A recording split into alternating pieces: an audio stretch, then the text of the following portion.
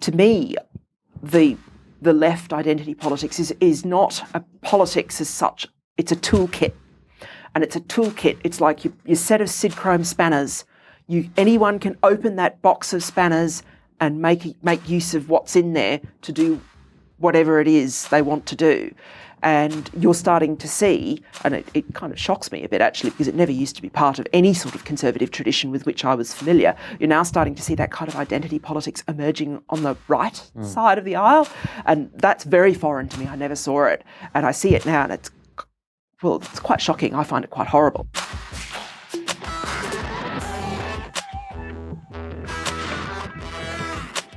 Hello and welcome to TRIGGERnometry. I'm Francis Foster. I'm Konstantin Kisin. And this is a show for you if you're bored with people arguing on the internet over subjects they know nothing about.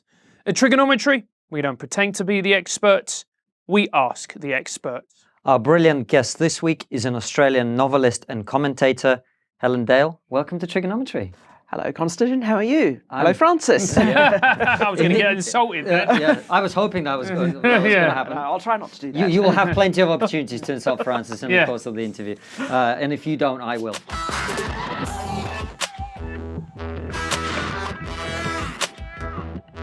Anyone who hasn't watched TRIGGERnometry before has now been fully briefed on how this goes, which is just me and you making fun of each other. But we've got a brilliant guest, so let's get to you, Helen. Before we get into the interview, we wanted to talk to you primarily about the Australian elections, which is a big thing that's happened recently. But before we do that, just tell everybody, who are you? How have you come to the place that you're in now? How do you happen to be sitting in this rather uncomfortable chair right here? In Australia, my claim to fame, and this does go back a few years ago now, is I won the Miles Franklin Award, which is the Australian equivalent of the Booker Prize. And I won it for, I'll show you so I don't have to bore everybody. I won it for this book. Now, this is a new edition that came out in 2017. It's got multiple different covers. So if you go looking for it on Amazon, you'll see all these different covers for it.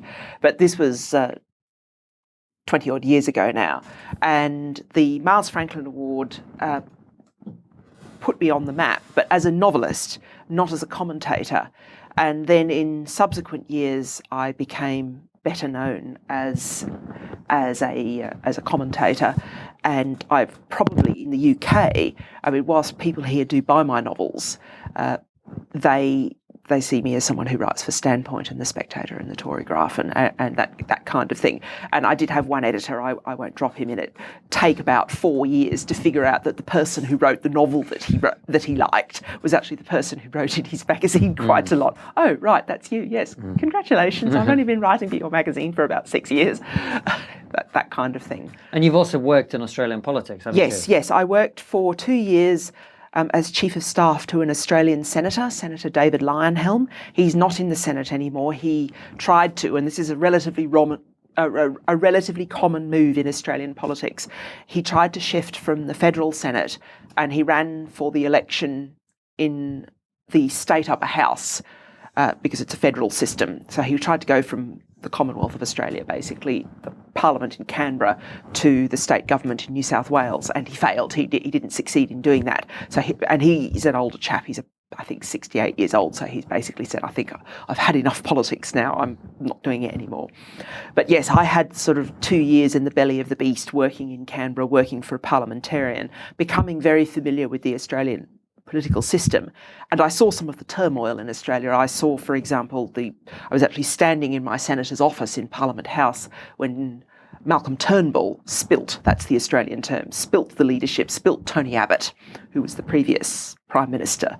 And it was all very dramatic and sort of this ongoing Italy with crocodiles, I call it, where Australia keeps deposing its prime ministers and replacing them with another one, often on the basis of polls. And people are mystified by this because the country seems fine otherwise, except we keep changing the prime minister. We were talking yesterday, sort of prepping for the interview, and you mentioned to me, like, you went, I'm right wing, and then you explained something else. And I just went, oh my God, somebody has just said I'm right wing.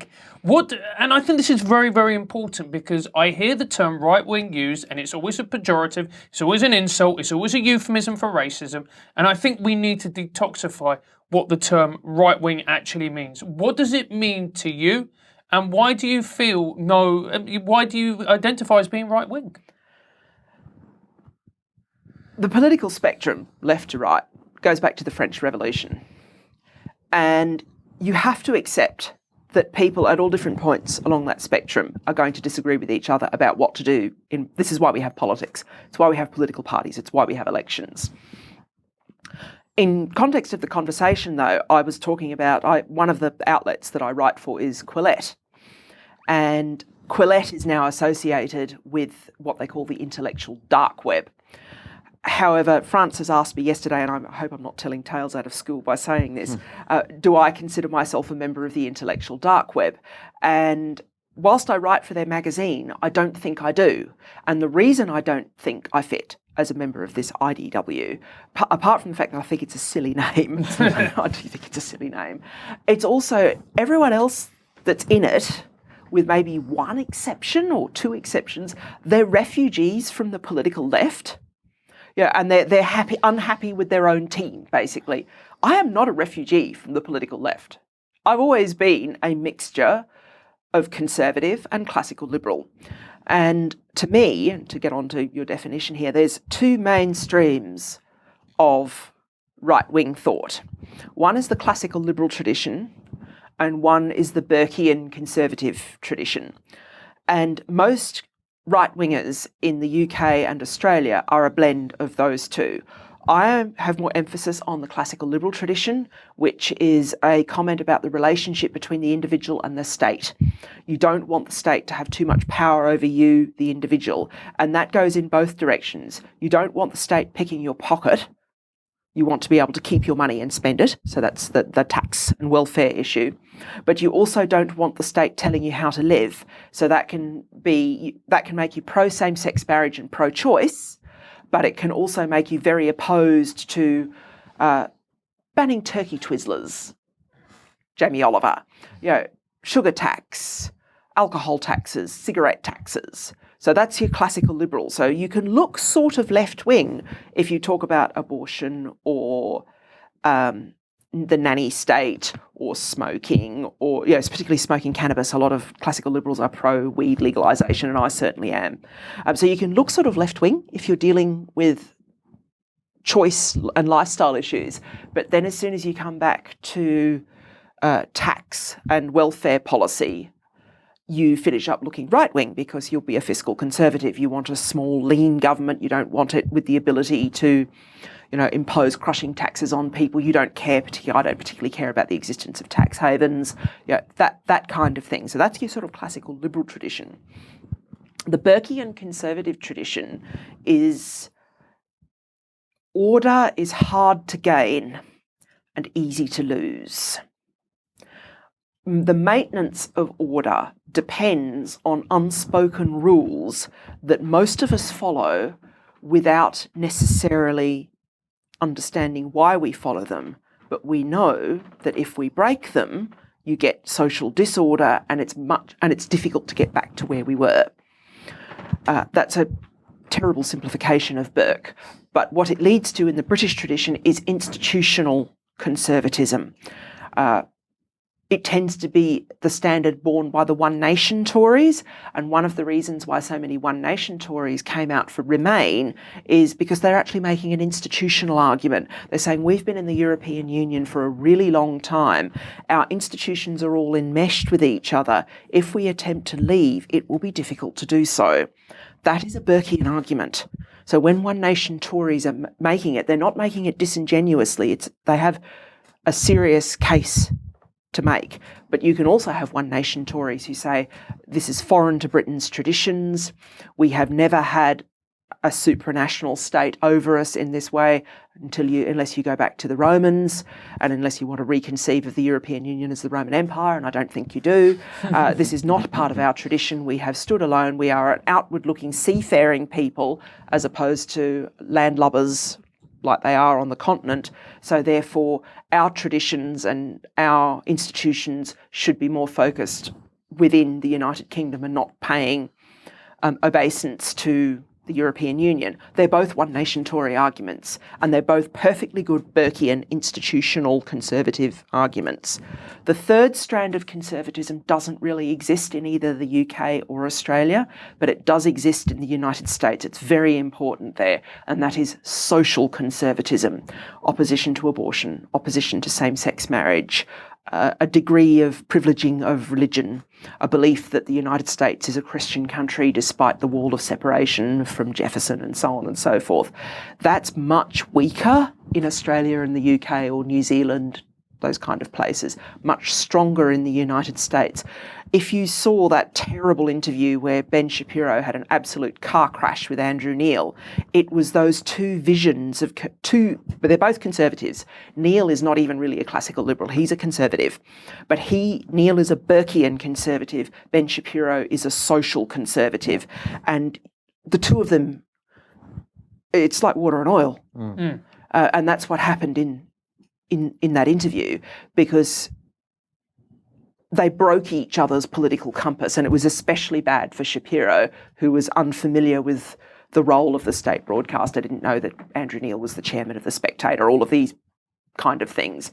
But it really broke his political compass to deal with a person who is obviously quite conservative, but finds the American approach to the abortion issue completely mad. That's what triggered Shapiro, wasn't it? It was the way that he phrased the abortion question. Abortion and then Israel questions, because the conservatives over here just are different. So that's a really great layout of the conservative spectrum, by the way. I would really appreciate that, and that's something that will be really great to have for people who want to understand what conservatism or classical liberal actually Both mean. evil, by the way. But this is exactly where I was going to take it, because I don't think 99% of people in this country or in the United States or in Australia have any idea what you're talking about. Because the word right wing, as Francis was saying, is just a label now that you use for people that you disagree with, the people you think are racist, the people you think are xenophobic. So how do we get that? It's very silly and unfortunate, because it's like you used to get a little bit of this back when the wall came down in the late 80s and early 90s, that anybody who was on the left was written off as a communist, and it's obviously stupid. Tony Blair, a communist, pull the other one, it plays jingle bells, to use the Australian expression. So, I mean, it's that in reverse, basically. You cannot call a classical liberal a fascist. You can't call a Burkean conservative like Andrew Neil a fascist, because they are different traditions. I mean, and I'm not saying that they don't necessarily agree on certain points, but fascism and socialism and communism can line up on certain points as well. I mean, they all tend to be very high tax entities. They tend to be very pro-large states and lots of state power, whereas classical liberals and Burkean conservatives will be on the side of, no, that state is too big and too powerful. We don't want a state that's that overmighty, otherwise it'll crush us all underfoot. And so, I have seen this, that, you're right-wing and it's just used as a term of abuse.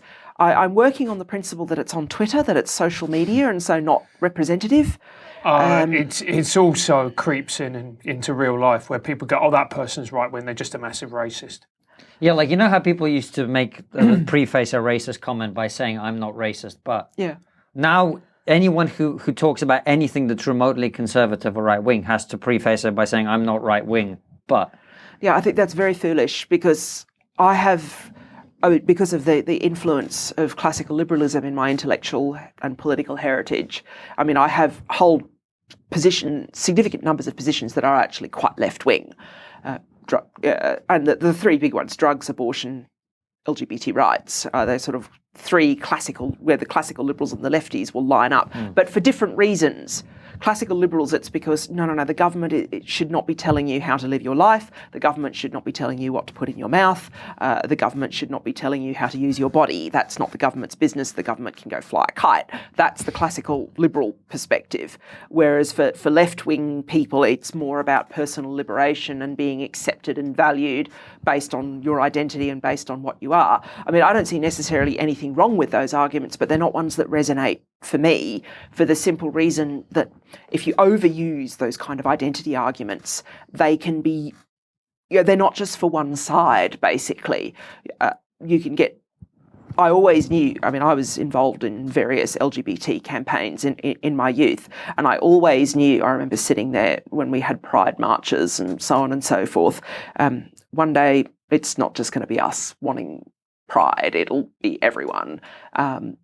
Likewise, I remember even as a teenager seeing sort of the beginning of the whole Black Power movement, and I remember thinking, okay, if Black Power's okay, why isn't white power okay? You really might want to think about this. Mm-hmm. This is probably not a good idea, maybe in the very short term to get people to pay attention to a particular social issue, but you don't want to persist with it, because to me, the left identity politics is not a politics as such. It's a toolkit.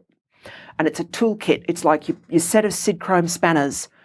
Anyone can open that box of spanners and make use of what's in there to do whatever it is they want to do. And you're starting to see, and it kind of shocks me a bit actually, because it never used to be part of any sort of conservative tradition with which I was familiar. You're now starting to see that kind of identity politics emerging on the right side of the aisle. And that's very foreign to me. I never saw it. And I see it now, and it's quite shocking. I find it quite horrible. I said, no, that's not how you're supposed to do things. No, yeah. You're not supposed to get the state in your pocket favouring your team because of something that you are. And what specifically are you talking about when you talk about identity being used in that way on the right? Well, you're starting to see genuine ethno-nationalism. Mm-hmm. I've started to see that. That had been killed. That had been absolutely put in its box. Enoch Powell was thrown out of the Conservative Party for even getting a tiny bit near those kind of perspectives. There are quite a lot of people out there now who sort of are quite blunt about that. And also the use of true facts, things that are true, are construed in an identitarian way. And I'll give you one from each side of the political aisle so you can see what I mean. White boys in Britain particularly working class white boys, do poorly at school. They're the bottom rung of the ladder. They're the bottom rung of the ladder. Yeah. Instead of saying we need to address disadvantage in this country, there are now a significant number of voices saying we need specific programs for poor white boys. In exactly the same way that if you go back 20 years, we need specific programs for poor black kids, or we need anti-Islamophobia programs for Muslims, or as far as I'm concerned, and this is very much the classical liberal side rather than the conservative side, this is all nonsense. You can't do this because of the toolkit quality of it. So you have to address disadvantage and discrimination instead of targeting particular groups. Because the thing is, by targeting particular groups, you finish up in a situation where you treat everybody in the group as a widget. They're all the same. And that's fraught with danger. It doesn't matter what group of people that you're dealing with, absolutely fraught with danger, and because of the toolkit quality, anyone can use it, including really quite reprehensible people on both extremes. So you get the white identitarianism or ethno-nationalism, using the wrong hand. You're sort of on the right hand side, but you're now also you're starting to see elements of it on the political left with. In this country with the approach to Israel in the Labour Party. Instead of just having an argument about, we should recognise Palestine as a country, or we should stop selling arms to Saudi Arabia, which are legitimate arguments, and Corbyn is not a fool for making both of them historically. It's become awful arguments. You say you've got people in the Labour Party tweeting Rothschild memes and and loopy conspiracy murals with loopy conspiracy theories in them. It's sort of, that's the same thing on the other side. Sure. It's just, you just don't want to go there. Guys, we wanted to take a moment just to say thank you to every single one of you who has supported us on Patreon, who sent us money through PayPal. We genuinely could not do the show without you. Having said that, we've now also found a corporate sponsor to sell out to. Absolutely, and it is the magazine The Week. And The Week is a news filter that pulls together the best articles from over 200 different sources, from publications such as The Telegraph, The FT, or for our one liberal snowflake fan, The Guardian. Exactly, and that's what they do. They do exactly what we do on the show, which is pull together information from different sides of the debate, the left and the right, so you don't find yourself stuck in an echo chamber and you can make your own mind up. And if you want to make the most of this offer, visit theweek.co.uk/offer and use our special code, which is TRIGGER, for your 6 free issues of The Week. What The Week does is it allows you to read less and know more, which is going to appeal to people like Francis who can barely read. Absolutely. And it's not just news as well, it's also sports. So if you're interested in football and you want to find out the latest details of the transfer window, they will have that in there as well, which won't appeal to Constantine because he's a virgin. But seriously, guys, we know that you've got busy lives. You're not going to be reading 200 articles a day. And what The Week does is combine all those things in one easy package that you can look at once a week and know what's going on. Join thousands that trust The Week as their essential curated news source.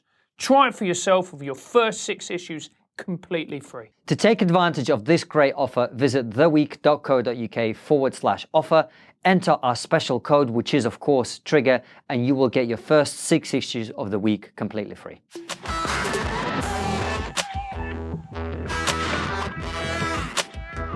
About the election, let's get into it, because Francis and I don't know if it's fair of me to say on behalf of Francis, but it's certainly something I know nothing about. And what I did see, however, is when the election happened, it was not predicted by people, including you yourself. No, I didn't predict it either. You didn't expect it to happen. The polls had predicted for, I think, 56 consecutive polls had predicted that it wouldn't happen that way. You have a right-wing, or certainly a centre-right government retaining its power, which was unexpected. Yes. A lot of people have likened it to Brexit and Trump. The thing that I saw on all over my Twitter was, oh, we're living in this racist, sexist, xenophobic, blah, blah. Exactly the same thing that happened with Brexit, exactly the same thing that happened with Trump. So basically a bunch of woke people freaking out, which always makes me happy. So I looked at this and I thought, well, let's get someone in to talk about it. So why don't you tell us what happened, why you think it happened, and what are some of the correlations with Trump and Brexit? Is it the same thing? Is it something different, etc.? Okay, I'll try to work backwards through that. There is some similarity with Trump and with Brexit, and also with the 2015 UK general election, in that it was an unexpected victory. Mm-hmm. And Australian pollsters were humbled very badly, including the leading polling company in Australia called Newspoll, which is actually run by the newspaper that I cover Brexit for. I write for The Australian, which is the country's main national daily, and The Australian owns Newspoll. And it had always had a very good reputation for being an extremely accurate poll. Now, there are reasons for that, which I'll get onto in a minute. But certainly it was an unexpected win, and of course it was a win that went to a centre-right government. Where it's different from the Trump phenomenon, and particularly different from the Trump phenomenon, and also to a degree from Brexit, but not that different, is Scott Morrison, the Australian Prime Minister, and the Liberal National Coalition are to the left of the US Democrats. Oh, wow. Okay, you need to understand the difference in politics between a orderly, prosperous, extremely well-governed Commonwealth country and the United States. Australians look at the United States, I'll be quite frank, and they just look at the United States and go, that's a failed state. Our American viewers are just, ah! We're called TRIGGERnometry for a reason. Breathe, guys, breathe. Yeah, so for example, to give you an idea, Australia has universal health care, all the things that the Americans are always tearing themselves apart over. And not only does it have universal health care, it has extremely good universal health care. It has fully funded pensions, none of this problem of the huge debt of Social Security in the United States. It has almost zero gun crime, and when Democrats want to beat the Republicans over the head in the United States about their gun laws, they always point at Australia because of the very strict gun laws that exist in Australia. Post a big massacre. Yeah, post a big massacre after the Port Arthur massacre.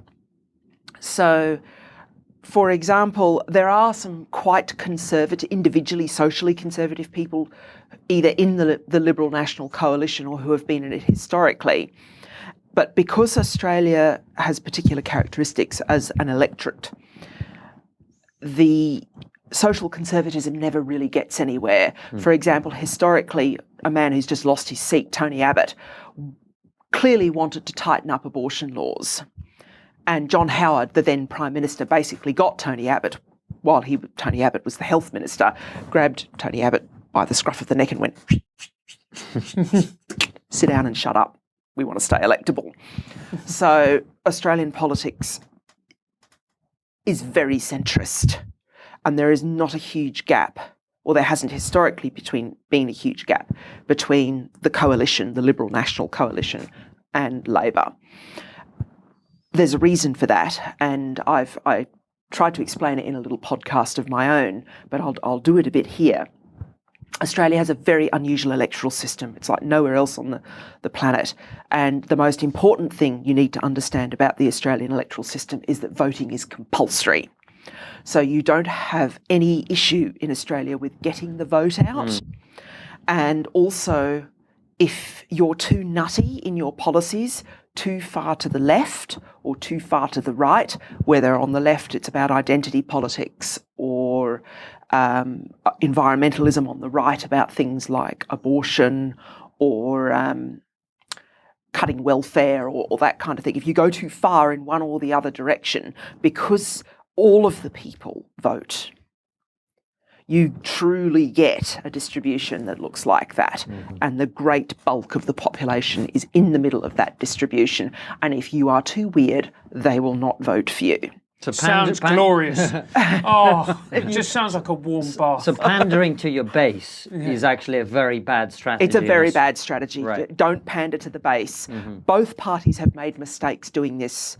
Recently it was the Labor Party, but it was, and that's one of the reasons they lost that election, but it's also the coalition has made the same mistake. Typically at state elections, they tried to pander to their social conservative base in Victoria, and they were critical of, for example, a drug injecting room that's available for drug users in Victoria. They were critical of education about same-sex relationships in Victorian schools, and just discovered that they did not take the Victorian people with them at all and got creamed at the state election. So you get this centrifuge of driving people's policies to the centre. Now, so that people don't think that either you guys at TRIGGERnometry or I am around to ask how the Australian political system works and why it does. I've mentioned the compulsory voting and the effect that it has. If you want to understand the Australian political system, read this book. I'm going to hold it up there. For our listeners, it's From Secret Ballot to Democracy Sausage. Yes, by Judith Brett. She's a professor of political science at an Australian university, I think at Melbourne University. And the democracy sausage refers to the fact that Australian elections, they're held on a Saturday. So they're a carnival atmosphere. And it is customary for them to be held in places where local community groups run by schools, by surf life saving clubs, by the police youth clubs, by scouts, by guides, put food stalls on to raise money. So one of the experiences that Australians have when they go to the polls, all of them, they do go to the polls, is it's a carnival atmosphere. It's like a holiday. And so people eat food, and the democracy sausage, the Twitter hashtag, #OzVotes19 had a slice of bread with a sausage on it and tomato sauce. That was the sort of classic. It's not a hot dog, it's on a slice of bread. You have to ask, especially when you go to one of the stalls at an Australian, they're a polling place officially, but Australians always refer to them as polling booths. And it's a very carnivalesque kind of atmosphere. It's a very attractive sort of atmosphere, and it's a very unusual system. And the reason this book starts, the title is From Secret Ballot, is the secret ballot, as you experience it when you walk into a little cubicle and you have a pencil there and your ballot papers, that cubicle and the ability to hide how you're voting in its modern form, there was a version of it in classical antiquity, but this is a separate modern invention. The modern form is actually an Australian invention. And when it was first developed in the late 19th century, for a long time, people in other countries in both the UK and the United States referred to it as the Australian ballot because it was an Australian invention. But So what's the impact of that? Tell us about the impact and how that affected this election. Well, the secret ballot, the importance of the secret ballot is that people can't be frightened or bribed into voting a particular way. You don't know how they're going to vote.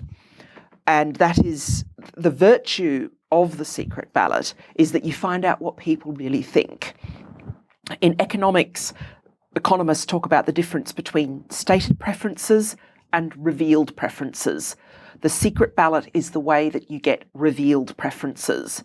And it's also why, most recently in Australia, although this hasn't happened before in Australia, but in many, many other countries, why the way people vote in the polling booth is different from the kind of things they may have told pollsters. And this phenomenon has become more common on the political right because people are afraid to say what they think. They think they'll be criticised for it. Maybe legitimately, maybe not, but people don't often like to be criticised for their political views. So they don't say anything, but then they go into the secrecy of the polling booth and say on the ballot paper what they really think. And that phenomenon was first identified in 1992 when John Major unexpectedly won a general election here. And it was called, British pollsters called it the shy Tory syndrome.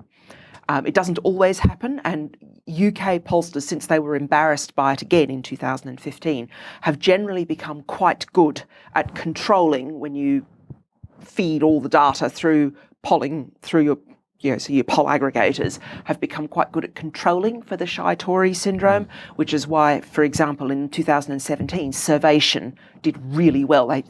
They picked the UK general election almost down to the seat numbers. They did really, really well.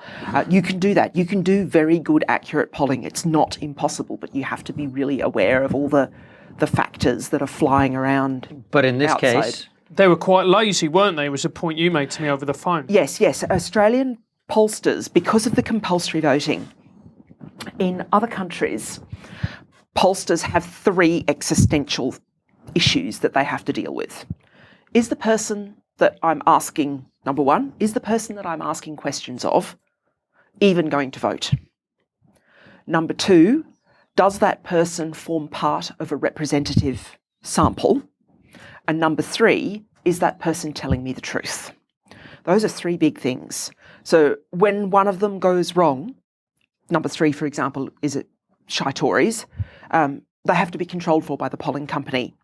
Number 1, likely or unlikely voter. Sometimes they ask them directly, but then you've got a problem with number 3 again. They might lie. Oh, someone's asking me about whether I'm going to vote or not. I better say yes. So you get completely false impressions about turnout. And number 2, which is where the Australian pollsters went wrong, is they had problems with getting an accurate sample. Some of this wasn't their fault. There's a bank of telephone numbers called the Government Integrated Number Database that police and emergency services use in Australia. And pollsters, polling companies like Newspoll, the one at my own newspaper, have been pleading to be allowed access to that for many years now, because they were aware that there would eventually, if you don't have access to a full bank of telephone numbers, including mobile numbers, you start getting difficulties with a representative sample. However, in other respects, they were lazy because 1/3 of the things that really matter for pollsters in the United States or France or the UK, worrying about, is this person going to vote? They didn't have to care. And that's a big... when you've got 3 questions you have to answer and suddenly one of them doesn't matter, it becomes much easier to control in the other areas and get accurate forecasts.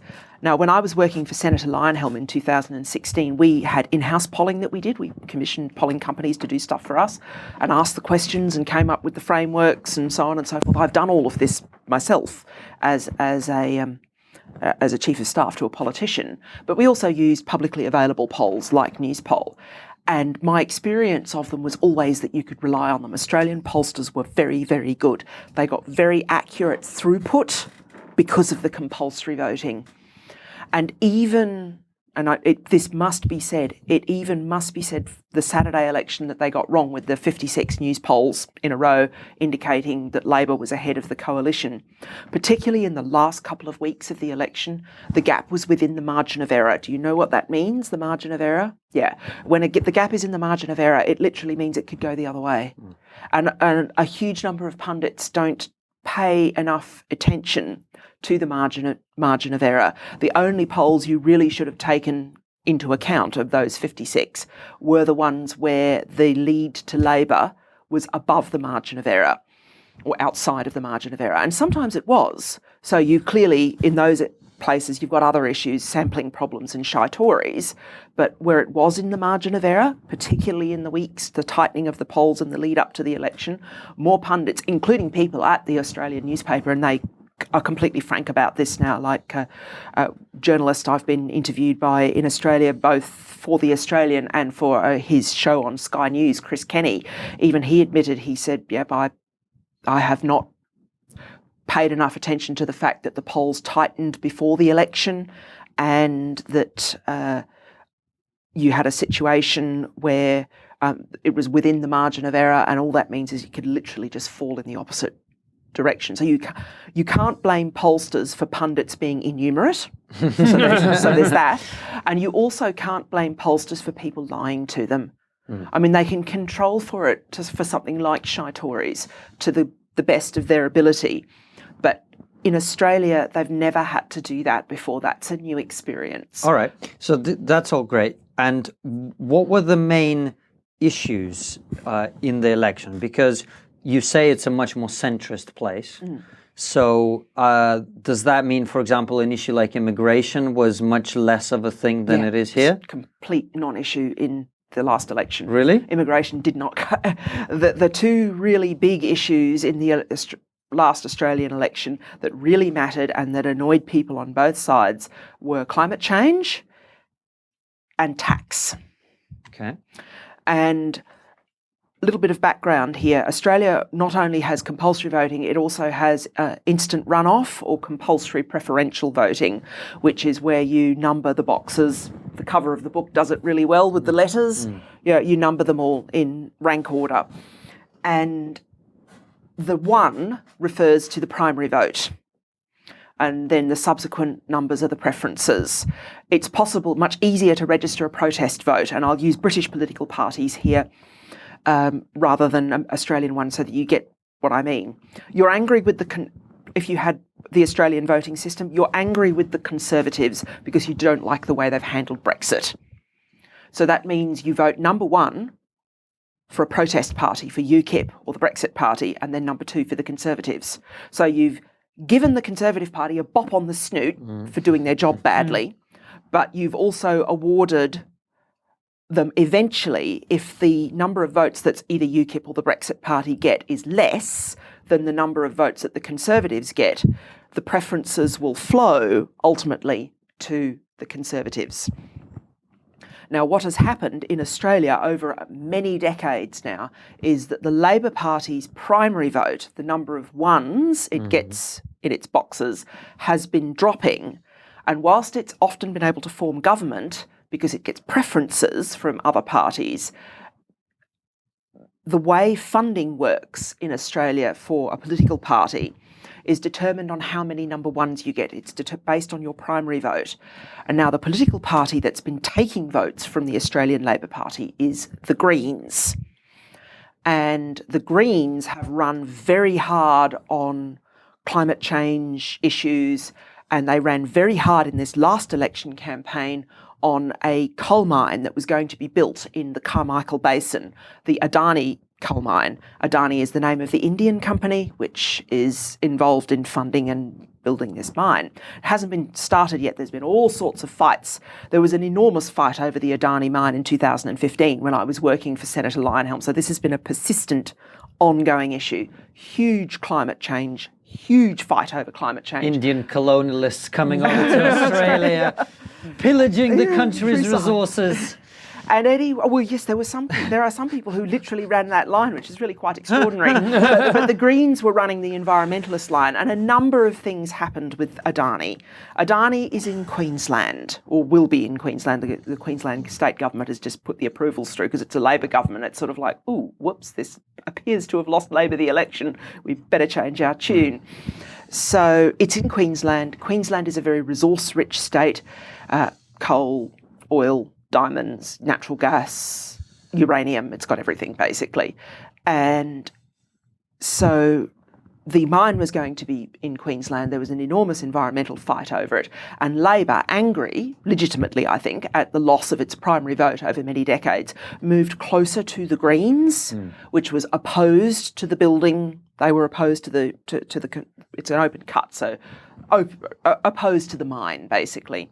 Rather than traditionally, the Labor Party would have said, no, this is providing thousands of jobs for good jobs, that the line that Donald Trump uses about good jobs for working class people who aren't necessarily terribly skilled, but they're hardworking, and if they're willing to work in a remote location, they finish up getting a very high salary. And that phenomenon of working in a remote location and working for, say, 2 weeks at the mine and then having 4 days off, 4 or 6 days off, going back to a big city, is known as FIFO in Australia, fly in, fly out. And this is very, very common in Queensland. And the city where I first practiced law, I first went to the criminal bar in Australia. It was a city called Rockhampton, which is right on the periphery of one of the two big coal areas, the Bowen Basin. So there's the Bowen Basin, and then further inland there's the Galilee Basin, which was where the Adani mine is going to be now. And all these people in those areas, many of them Indigenous, many of them Pacific Islander, many of them, all of them often quite disadvantaged educationally and socially, and so working class, traditional Labor voters, they expected the party of the worker to be in favour of good jobs for people like them. And what happened is that Labor's primary vote in Queensland went down even further. It went down to 27%, which is just unsustainable. So the number of people who were willing to put Labor number one on the ballot paper was only 27%. Think in terms of first past the post. How likely is it, if you have a seat with 4 or 5 people running, that a person who only gets 27% of the vote is going to win in first past the post? It's very difficult. And so Labor's primary vote collapsed even further, and people, instead of preferencing a minor party like One Nation or the United Australia Party and then going back to Labor, they then preferenced and went to the coalition. So there wasn't much shift at the number one level, but the preference flows were 10, 12, sometimes 15% in favour of the coalition. So Labor lost all of its regional seats in Queensland except one, and that it was the mine, climate change, the mine issue there. It was the mine what did it. Yeah, but there was another reason that I found very interesting on your podcast listening to it. It was because Labor prioritised the LGBTQ vote, and which alienated the Pacific Islander vote. Yes, it did. And it was all because of a rugby player. Yeah, well, I mean, this is what led to the shite. I am reasonably satisfied now, having done a booth-by-booth analysis in 2 of the seats that Labor lost, and 1 seat that it very nearly lost, or a Queensland seat that it very nearly lost. Seats with a very significant concentration of Pacific Islander voters, and I mean, you won't know what they are. Pacific Islanders are people from, sort of Vanuatu, Cook Islands, New Zealand, Hawaii, Tonga, Fiji. There are lots and lots and lots of them in Australia, going back over 100 years. Pacific Islanders were brought often forcibly to Australia in the 19th century to cut sugarcane, and they were referred to, this is quite a vulgar word in Australia now, but it's historically accurate, they were referred to as Kanakas, and they were a form of indentured labour. So there is a significant going back. See, I don't know that word, but I am now worried that Helen has just dropped the N-bomb on our show. No. We're gonna get demonetized forever. What you're getting now is just me getting what I used to call as a teacher SBS, which is sweaty back syndrome. not sweaty bum syndrome. No, sweaty back where you can just feel the sweat trickle down your Let's not explore that. It's not a pleasant image for anybody. But yeah, it's, so you haven't dropped the M-bomb, but but that was the term that used to be used. It's not used now, and it's not as rude as the N-bomb, and there are certainly ruder words in Australia than that. I can believe that. You do have a reputation. Which precedes you. Australia has a significant Pacific Islander population, and the Pacific Islands, the missionaries who went there, were almost uniquely successful compared to everywhere else in the world. And they're a mixture of Pentecostal, Presbyterian, Methodist, uniting, sort of all different varieties of Protestant. They're not Catholic, they're all varieties of Protestant. And they're quite traditionally conservative and religious. And they have this very similar moral values to Muslims, except, as I've pointed out to a few people, except they're completely monogamous, obviously, because that's part of Christianity. And Israel Folau, who was the rugby player in question, put up on his Instagram a homophobic, I don't do Instagram except for pictures of my cat, so I'm not really sure how it works, a homophobic meme, basically, that among other things said that gay people were going to go to hell. And of course, he is the best rugby player in Australia. He is a multi-millionaire from being a rugby player. He's enormously gifted. And this caused an enormous stink because he'd violated Rugby Australia's social media policy. And so there was this ongoing and enormous stink that just dragged on and on and on. Because you know how these sporting bodies, they have their own internal requirements in terms of dispute resolution and so on and so forth, and then you can go through the courts, and then you can go through an employment tribunal and all of this kind of thing. And all the different stages of this over a conservative Christian rugby player was just going on at the same time as the election campaign. And an organisation called the Australian Christian Lobby did what I used to do for my senator when I was working for him, did private polling about the effect of the treatment of Israel Folau was having, not only among Pacific Islanders, but just among Christians more generally. And it soon became clear that even many people who were not particularly Christian were looking at it from the perspective of proud sports people. Australia is a proud sporting nation, has got a significant sporting heritage. It's taken very seriously in the country, and Australians are very good at sport, and the country wins numbers of Olympic medals out of all proportion to its tiny population, every Olympics and all of this kind of thing. So a lot of people were just looking at the Israel Folau situation and going, this is to do with his ability to play rugby. How?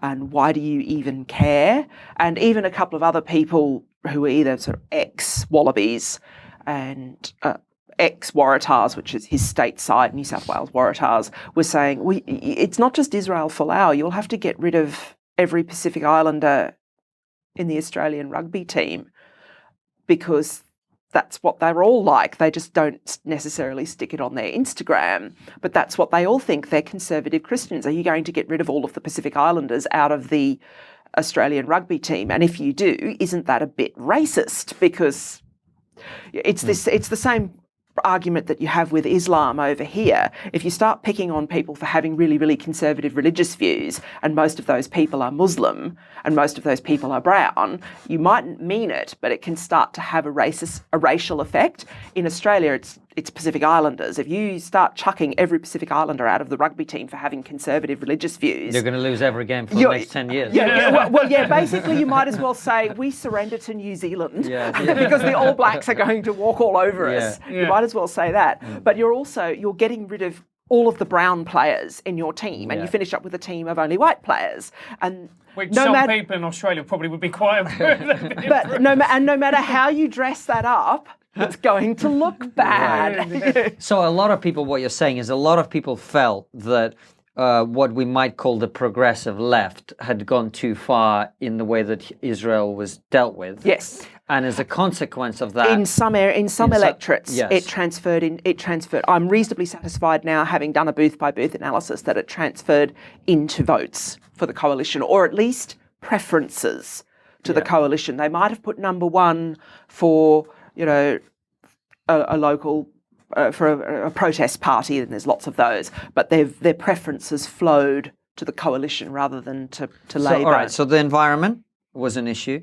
The kind of protection of what you might call freedom of expression or social... Religious freedom, I would say. Religious freedom, yeah. That was an issue. But the real big issue that amazingly you talk about is the economy. Actually, economy hasn't affected Western elections, certainly in the UK, Britain, or in the UK or America for quite a while. Some people would argue. It was. The other one was a tax issue. Yeah. Not so much the overall economy. Australia's economy is great. You know, there's not been a recession in Australia for 28 years. Wow. The last recession was in 1991. I'm an old lady and I barely remember it. Okay, I mean, I was just out of high school. To give you an idea of it was so long ago, and I can't sort of really remember many of the details because you can't when you're kind of 19. It's that kind of thing. And so the Australian economy is fine. Highest minimum wage in the OECD, lowest unemployment. That's not going to be an argument. The argument in this case, and I'm going to be very brief here because it's otherwise we'll just get into the weeds with corporate law and tax policy, and that's fine and entertaining for me because I used to be a corporate lawyer, but it's not very entertaining for your listeners. Well, it'll be entertaining for the one listener that for stays with it. For the one listener that stays with it. But very briefly, Australia doesn't have state pensions in the same way as the UK. You don't get one automatically, you have to be poor. The social expectation in Australia, and it's imposed by law, is that you are meant to provide for your own retirement, and you are meant to put money into what is called your superannuation fund, which is your pension. Now, this is compulsory. Everyone has to do it. It's like the voting system. It's been compulsory for a very long time, since 1990. And it means that the majority of people in Australia have fully or partly funded pensions. They don't have to hold their hand out to the government to get money when they're old. However, an entire thicket of rules around super, Australians call it super, have developed over the years, and that make it easy to do this, that mean you pay less tax, that mean that when you get money from your share investments, you pay less tax or you get a rebate and so on and so forth. And one of the rebates that a lot of people in Australia, not just pensioners, but a lot of people were getting, was known as franking credits. And it's a way of avoiding double taxation for the income you earn from dividends. And basically the Labor Party was wanting to massively tighten this up and make it much harder for people to get as much in the way of a rebate in terms of franking credits from the government. And what this meant was that a lot of people who are self-funded retirees who don't get any money from the state were dependent on franking credits, on this particular perk that had been built into the tax system. And I am aware of individuals, for example, who got in contact with me in the lead up to the election, who were retired, self-funded retirees, no money from the government at all, their pensions are fully funded, saying, I'm going to lose a third of my income because they were getting it via this tax loophole, but not illegal. I mean, it's built into the system to encourage people to provide for their own retirement. And that caused an enormous stink. It meant that anybody who had investments where they were getting franking credits as a result of dividend payments on the stocks that they owned, if you were getting a significant sum of money, particularly amongst pensioners, then that just encouraged people to vote against Labor, even if they were historically Labor voters, because you could literally just get a financial calculator out and work out exactly how much less you'd have once that legislation was passed through the relevant legislation was passed through the Parliament. So it was a tax issue. All right, I hear you. So we've been talking for a good half an hour now. I don't hear in what you've described why all these people think Australia is this deeply racist, xenophobic place, and that is the election result is an expression of that, which is I just saw on my, like I said, on my Twitter feed and on my Facebook, lots of Australian progressives or whatever just going on about what a terrible place Australia is because you voted for the centre-right government. Australia can look racist to other countries, but not for the reason that many Australians give you, and also not for the reasons that people in the UK or the US give you. Australia has more immigrants per head of population than anybody else, and it's more diverse than any other developed country. Quarter of the population is born overseas, more than the US, more than France, more than here. All the colours of the rainbow, so on and so forth. That's not the issue. Australians are pro-immigration. That's not the problem. Where the country is construed as racist by people overseas is that it has enacted a spate of legislation over decades, going right back to the early 90s, that has effectively torn up the Refugee Convention. Australia only takes refugees that it wants. You can't just pitch up in Australia and claim refugee status. If you do, you will be locked up. Mandatory detention. And that goes back to a Labor government. And it was reinforced by John Howard. And you probably heard the election slogan, "We will decide who comes here and the circumstances in which they come." It was called the Tampa election, but John Howard did that. But the original mandatory detention policy was introduced by Paul Keating, a Labor Prime Minister.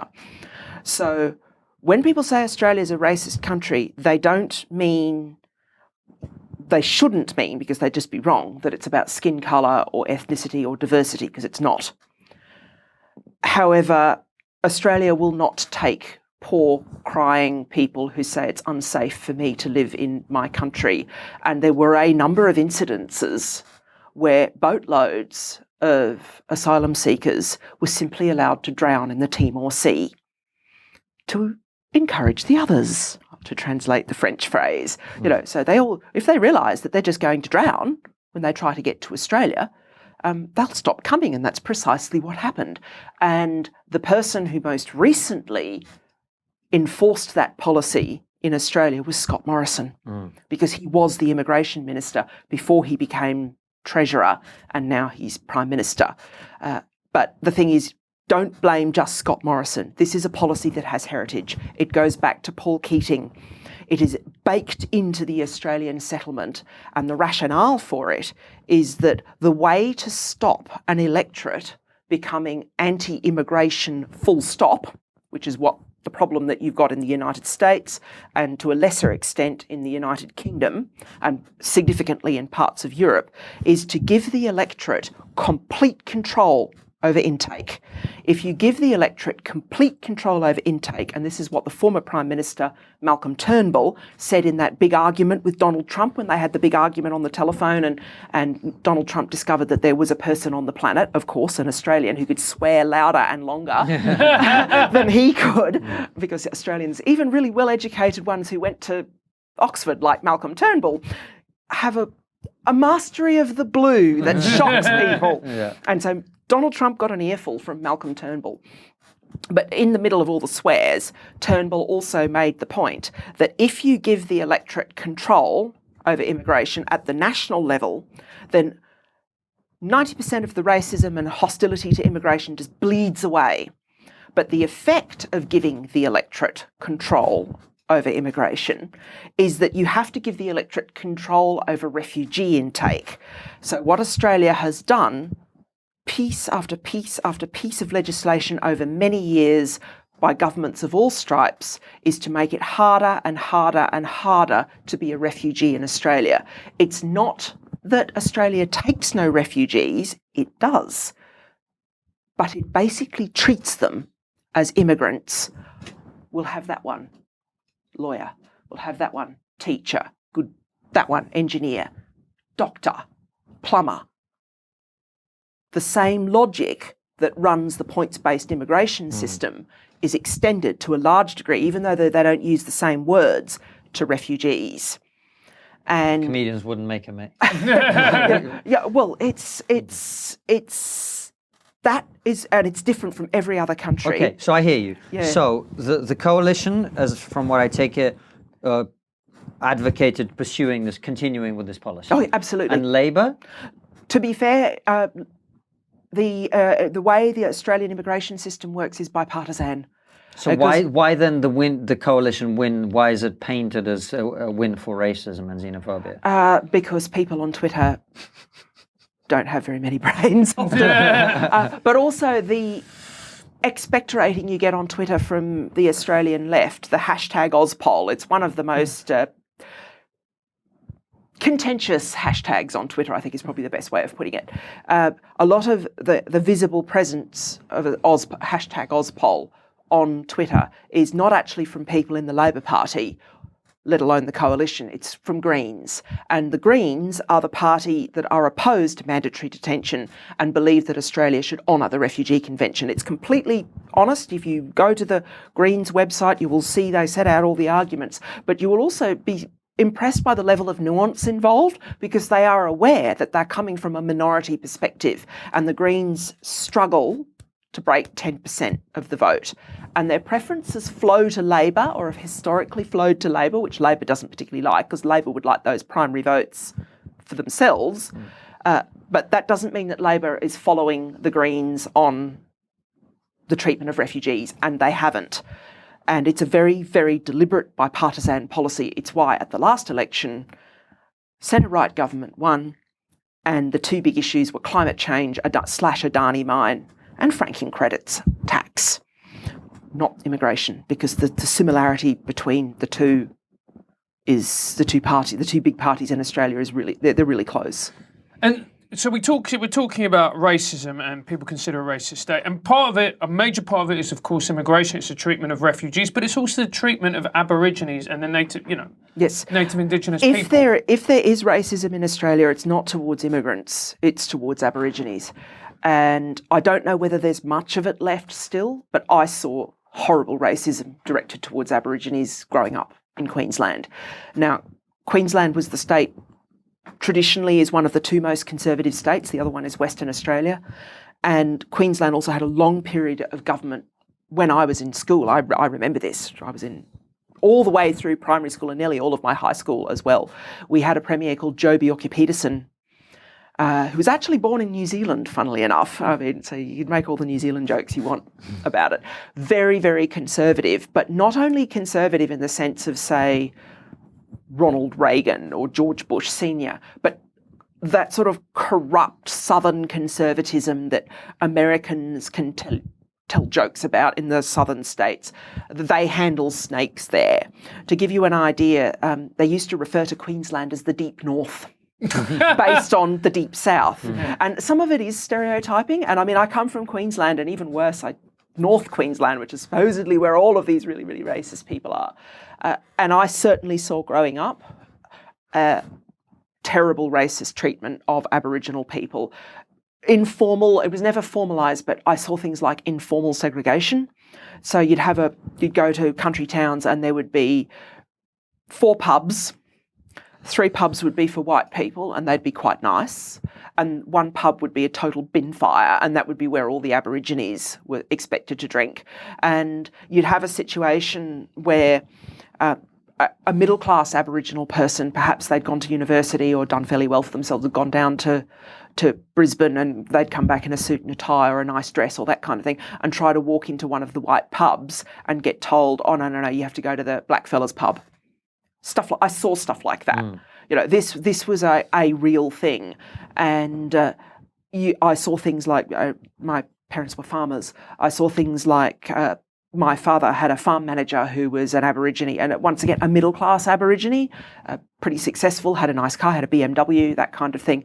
Every time he drove between Townsville and Cairns, which is a decent 3-4 hour drive, he would be booked. And the only way you could describe that was driving while black.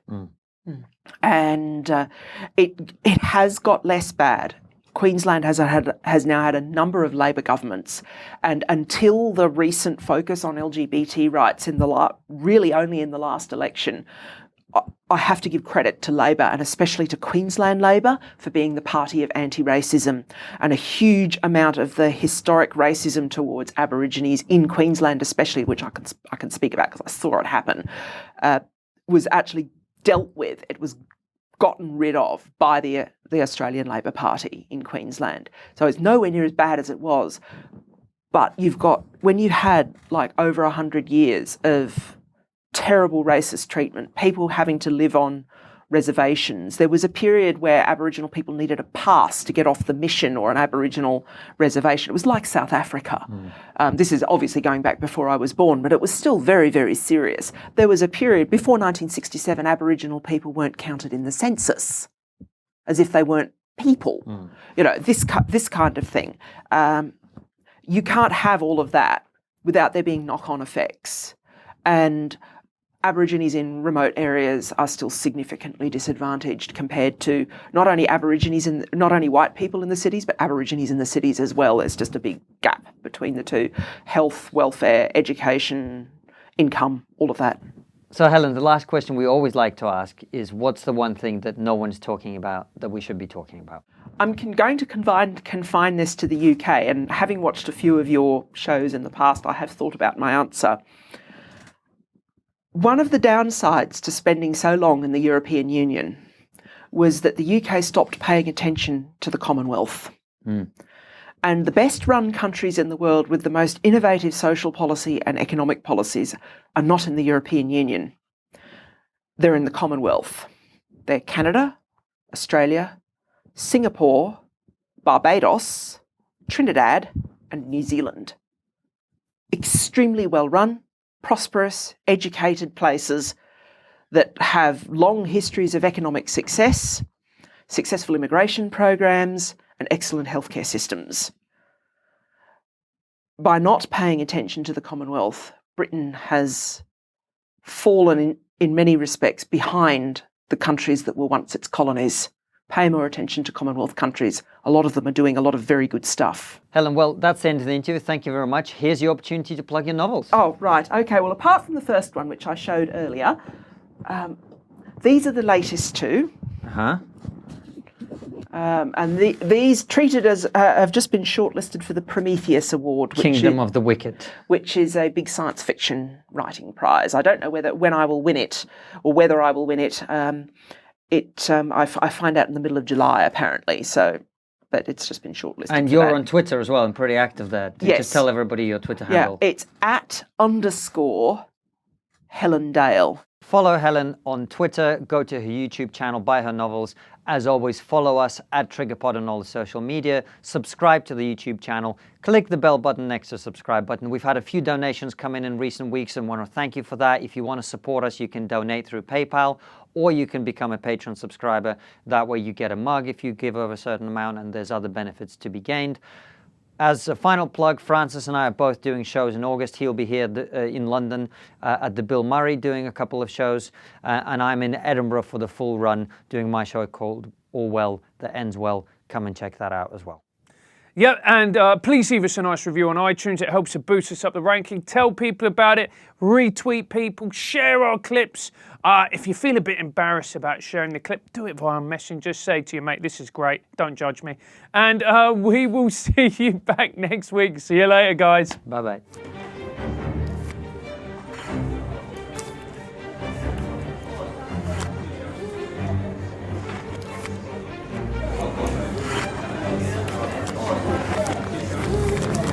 Now here's the form that you were asked to.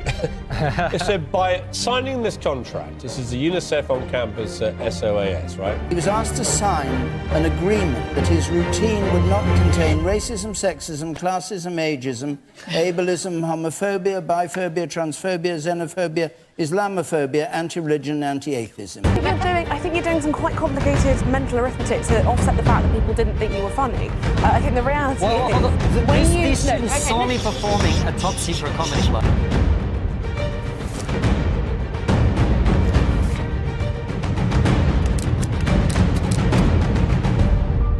You have absolutely no sense of humour, do you? I feel like you're just sort of being a bit of an alt-right, you know. Oh, all right. That we got there in the end. You did call me. That's very good. The good thing about being called an arty comedian, right, is I now got a niche.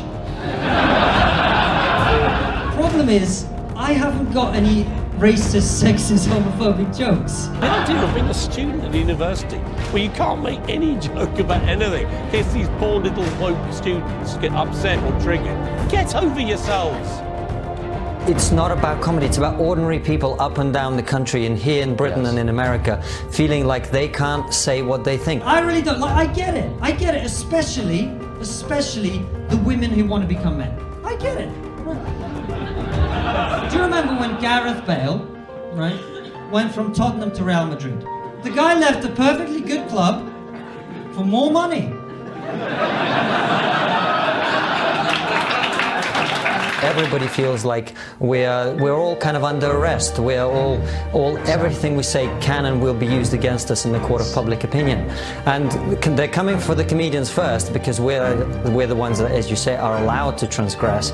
But everybody else feels it, and that's why the story's got the resonance that it has.